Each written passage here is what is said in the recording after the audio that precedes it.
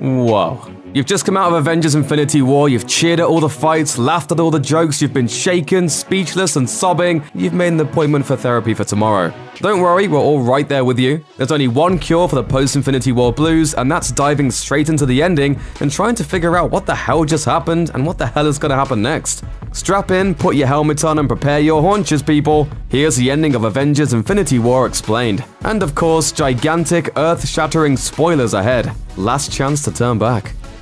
So, what just happened? Thanos won, can you believe it? The bad guy beat the good guys and it's totally mind-blowing because that kinda never happens. But it did this time and it was just about perfect. Thanos managed to assemble all 6 of the Infinity Stones, sacrificing his own adopted daughter in the process. Snapped his fingers and poof, game over, man. Of course, fans of the comics and MCU followers probably knew going into the movie that there was a good chance Thanos would be victorious before the final credits rolled. Longtime comic book readers have the image of Thanos snapping his fingers with a fully powered Infinity Gauntlet on his hand burned into their brains. So it only makes sense that one of the most iconic moments in all of Marvel Comics history would show up in this film. On top of that, we all knew that Marvel would be splitting the story into 2 movies, even if they later publicly reversed course on that particular point. In the end, if you didn't know that Thanos might pull out the W by the end of this movie, you haven't been paying close attention. Body count. When it comes to writing about comic book movies, it's pretty fun to try and predict who will live and who will die when the next big flick hits the theaters. In fact, making these kinds of predictions is basically how some YouTube channels go about building their whole business. Wink wink. But even still, no one could have predicted just how many hugely important superheroic characters would go off to that big comic book store in the sky by the end of Infinity War. For those keeping score at home, we lost Bucky, Black Panther, Scarlet Witch, Falcon, Drax, Doctor Strange, Spider-Man, Star-Lord, Mantis, Groot, Nick Fury, and Maria Hill. And those are just the characters we saw dissolve after Thanos pulled his big trick. It was a lot, and that's not even a complete list of all the dead people. Right off the bat, Heimdall and Loki died at Thanos' hands, while Gamora and Vision went down for the count as well. After 10 years and 18 movies, the Marvel Cinematic Universe built up a huge roster of memorable and important characters. While it goes without saying that the vast majority of these dead people will not stay dead by the time the 4th Avengers movie debuts, it's hard not to feel the loss of so many characters we've gotten to know over the years. Where did Thanos talk to Gamora? Towards the end of the film, Thanos appeared in an orangey-reddish place and began talking with a version of Gamora who looked like a child. We'd never seen that place before in the film, so where was he? There's a more than decent chance that he was inside the Orange Soul Stone itself. Thanos sacrificed Gamora to obtain the Soul Stone, and so it makes sense that she and the stone would be connected somehow after her death. And in the various comics concerning Thanos and his quest for the Infinity Stones, the Soul Gem wound up playing host to a few characters who died fighting Thanos, including Gamora. And with that in mind, it's entirely possible that all our dead heroes may have had their souls transported to the Soul Stone as well. Doctor Strange's prescription for victory.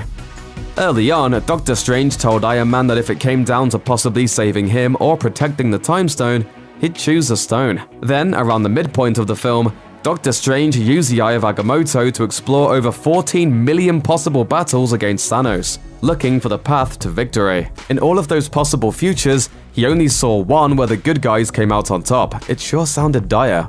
But when Thanos threatened to kill Iron Man on Titan, Doctor Strange offered the Time Stone to save Tony Stark's life. When Iron Man called him out on it later, he said it was the only way. Say what? Well, it all makes sense if you think about it. Doctor Strange has some experience using his time powers to cheat his way out of some bad situations. Dormammu! I've come to bargain! Dormammu! Dormammu! Dormammu!